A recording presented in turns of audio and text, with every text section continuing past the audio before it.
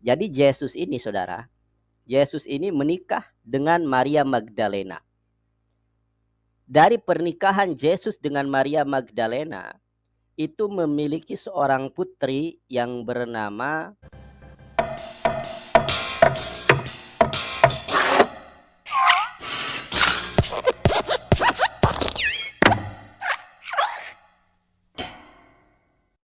Nandar, Nandar.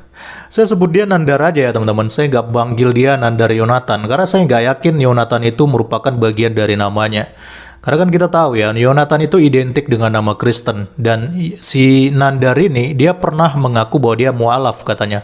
Mantan evangelis katanya seperti itu. Makanya dia pakai label Yonatan ini untuk membuktikan bahwa dia itu dulunya benar-benar adalah seorang Kristen. Tapi ya, kita kan nggak tahu identitas aslinya seperti apa. Bisa aja ini cuma gimmick dari dia, pakai-pakai nama Yonatan, supaya kelihatan kalau dia dulunya adalah seorang Kristen. Dan trik ini pernah juga dipakai itu salah satunya oleh seorang polemikus muslim itu yang bocah kemarin sore yang nggak tahu adab itu ya. Si Goldian Simbolon ya, yang dia pernah pakai nama Simbolon padahal sebenarnya dia bukan orang Batak dan gak bermarga Simbolon. Tapi ya beginilah memang polemikus muslimin ya. Banyak cara yang mereka pakai, cara-cara kotor gitu ya. Cara-cara yang gak benar demi menarik simpati para viewersnya dan sebagainya. Demi untuk mendapatkan label kalau dulunya adalah seorang mantan Kristen dan sebagainya. Tapi ya akhirnya kan Tuhan bongkar kan satu-satu mereka ini. Oke, kembali ke Nandar. Jadi Nandar ini adalah seorang polemikus muslim yang menurut saya sih dia lebih cocok disebut tukang gosip daripada sebagai apologet muslim ya. Kenapa? Karena saya perhatikan ya, kontennya Nandar ini dia lebih cenderung ke arah gosip ya, atau menggibah gitu dengan memakai sumber-sumber yang tidak sahih, rumor-rumor gitu ya, dan juga sumber yang tidak valid. Dan tujuannya apalagi kalau bukan untuk menyerang kekristenan, teman-teman. Dia pernah bikin konten dengan judul hubungan terlarang antara Syafuddin dan Sofiatul. Lalu dia juga pernah bikin konten heboh sosok Sofiatul ternyata janda simpanan lelaki hidung belang. Kok gini-gini amat ya kualitas apologet muslim ini ya? Sudah persis tante-tante yang suka gosip gitu ya. Daripada bikin konten lintas agama, saya pikir lebih cocok si Nandar ini bikin konten gosip aja lah. Gantikan si Feni Rose kali ya di acara silet itu ya teman-teman. Karena saya perhatikan congornya si Nandar ini ya, monyongnya si Nandar ini itu cocok sekali untuk menjadi tukang gosip. Nah, yang terbaru dia buat lagi konten gosip murahan ya. Kali ini kontennya dia tujukan untuk menyerang pribadi Tuhan Yesus Kristus ya. Dimana dia buat judulnya dia tuliskan begini teman-teman. Tiga anak Yesus, Tamar, Yustus, dan Joseph. Fakta dibalik hilangnya Yesus dari usia 13 sampai dengan 30 tahun. Dan di thumbnailnya dia tuliskan, bukan hanya menikah, para ahli sebut nama anak-anak Yesus. Oke, langsung aja kita simak seperti apa videonya sebelum kita tanggapi lebih lanjut. Saya akan tampilkan bahwa sebetulnya pembahasan pada malam hari ini bukan lagi membahas tentang pernikahan Yesus. Tetapi ternyata Yesus memiliki putra-putra. Ya, kita akan, dan teman-teman bisa meng-cross-check apa yang saya sampaikan, dan ini bukan asumsi saya ya, akan tetapi saya hanya melampirkan data dari kalangan mereka sendiri, bukan dari saya pribadi ya. Nah, teman-teman, ini ada namanya family tree ya, atau pohon keluarga. Nah, ini family tree. Family tree tentu family tree-nya bukan family tree biasa ya. Jadi Yesus ini, saudara, Yesus ini menikah dengan Maria Magdalena. Dari pernikahan Yesus dengan Maria Magdalena, itu memiliki seorang putri yang bernama yaitu Tamar, ya. Yang pertama adalah Tamar, yang kedua adalah Justus, yang ketiga adalah sebentar, namanya ini kok bahasa Inggrisnya Yesus Kristus, Nah, saya lihat di ini aja, profile.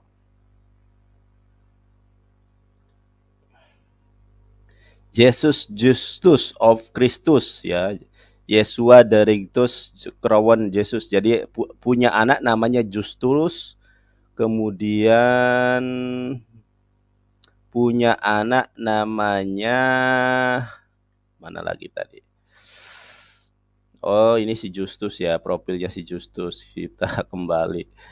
Jadi ada anaknya yang bernama Justus. Nah, yang pertama ini Justus sudah ya. Jadi anak yang pertama adalah Tamar. Ini anak yang pertama namanya Tamar ya. Tamar, kita lihat profilnya di sini bisa dilihat ya. Tamar ya, daughter of Christus ya.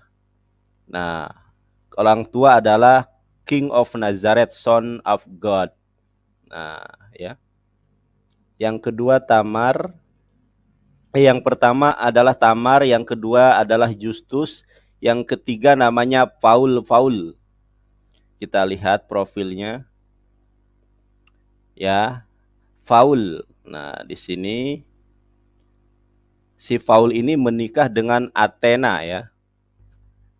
Nah, jadi menurut data yang saya tampilkan ini dari Geneanet Family Tree Search Project Research Community DNA. Nah, Tamar ya menikah. Saya kurang ngerti bahasa Inggris, tetapi intinya si Yesus Kristus ini menikah dengan Maria Magdalena ya pada usia 3 tahun sampai 63 ini ya kehidupannya ini. Paul, Tamar dan Justus ya. Serta Joseph of son of Christus. Jadi 3 atau 4 nih ya. Pokoknya anaknya itu ada 3 atau 4 nih. Anak-anak Yesus. Saya mau disclaimer terlebih dahulu ya teman-teman. Sebenarnya video Nandar ini cukup panjang dan ada beberapa poin yang dia sampaikan untuk menuduh bahwa Tuhan Yesus itu menikah. Tapi di video kali ini saya hanya mengupas satu bagian poin saja ya, supaya jangan terlalu panjang durasi video ini. Dan insya Allah poin-poin yang berikutnya yang disampaikan oleh Nandar nanti kita akan bahas di konten selanjutnya. Tapi untuk di konten kali ini kita khusus membahas apa yang disampaikan oleh Nandar di video yang tadi sudah saya tampilkan. Nandar melampirkan data yang dia sebut tadi berasal dari kalangan mereka sendiri, atau dengan kata lain mungkin maksud dia di sini adalah kalangan Kristen kali ya. Dan bukan menurut asumsi dia katanya, ya. Jadi, si Nandar ini dia menampilkan sebuah situs dari Geneanet yang dimana di dalam situs ini ada gambaran tentang family tree atau pohon keluarga dari Tuhan Yesus Kristus. Teman-teman, kalau kita perhatikan di sini ada pohon keluarga dari silsilah Yesus ya, mulai dari kakek buyutnya sampai kepada anak-anak Yesus. Ada Tamar, ada Justus, dan juga ada Yosef. Nah, pertanyaannya sekarang, apakah pohon keluarga ini bisa dijadikan sebuah sumber yang valid atau yang tadi disebut Nandar merupakan sebuah fakta? Mari kita analisa.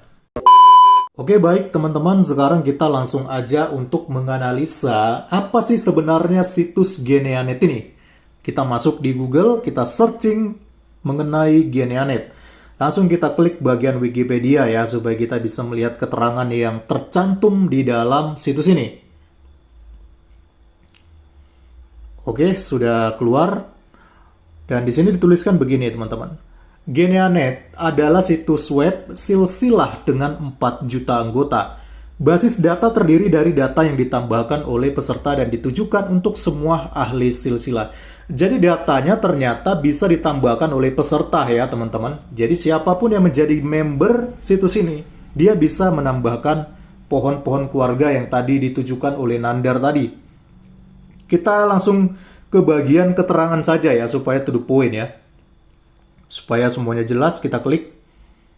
Kita lihat di bagian paragraf kedua. Geneanet adalah situs web kontributif, kolaboratif, dan freemium. Situs ini memungkinkan pengguna untuk membuat pohon keluarga dengan jumlah individu yang tidak terbatas secara gratis. Jadi intinya teman-teman, siapapun kalau sudah menjadi member dari Geneanet ini, maka ia bisa membuat pohon silsilah sesuka hatinya menurut versi dia sendiri. Contohnya ya, kalau saya mau buat pohon silsilah keluarga saya di situs ini, itu juga bisa teman-teman kalau saya sudah jadi member. Atau kalau saya iseng mau buat pohon silsilah keluarganya Nandar, saya juga bisa teman-teman.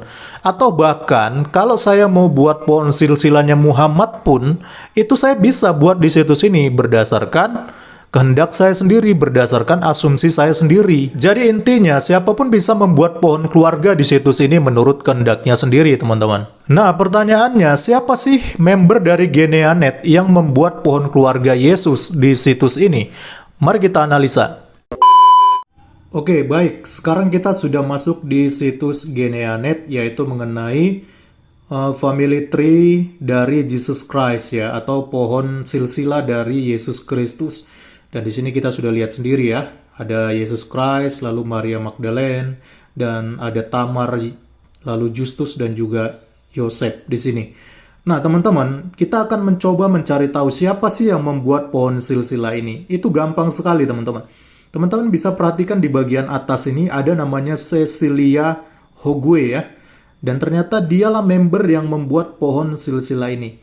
Mari kita mencari tahu berdasarkan dari artikel yang dia tulis ya, atau keterangan yang dia buat. Kita klik aja ini, yang icon di samping daripada family tree ini teman-teman. Ada seperti berbentuk notes ini ya. Oke, saya klik. Nah, di sini ada keterangan yang dia buat. Kalau kita scroll sampai ke bawah, ada catatan di sini teman-teman. Catatan yang dia buat secara pribadi ya. Dan di sini ada keterangannya. Ya, cukup panjang ya. Teman-teman bisa baca sendiri nanti dan bisa translatekan sendiri. Tapi kita akan melihat pada bagian kesimpulan yang dia buat daripada catatan ini, teman-teman. Yaitu pada bagian bawah. Nah, ini dia.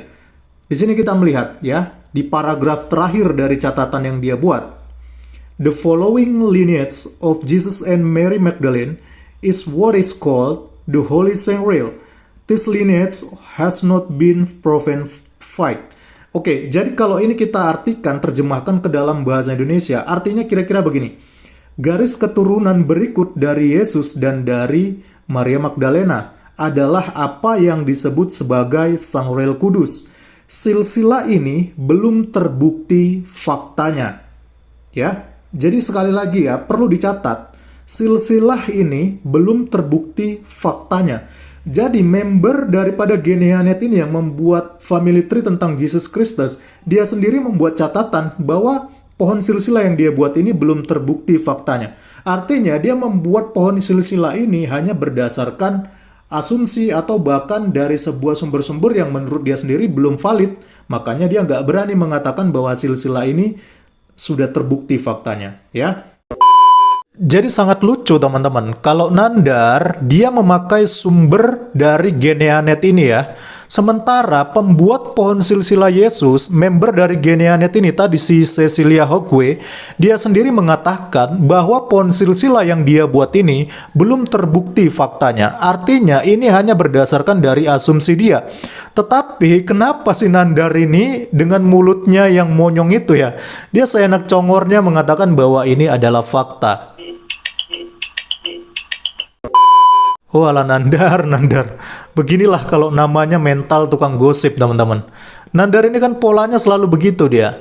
Apapun sumbernya, dia nggak peduli mau sumber itu valid atau tidak. Tetapi selama bisa dipakai untuk menyerang Kristen, maka si Nandar ini pasti akan selalu pakai itu teman-teman.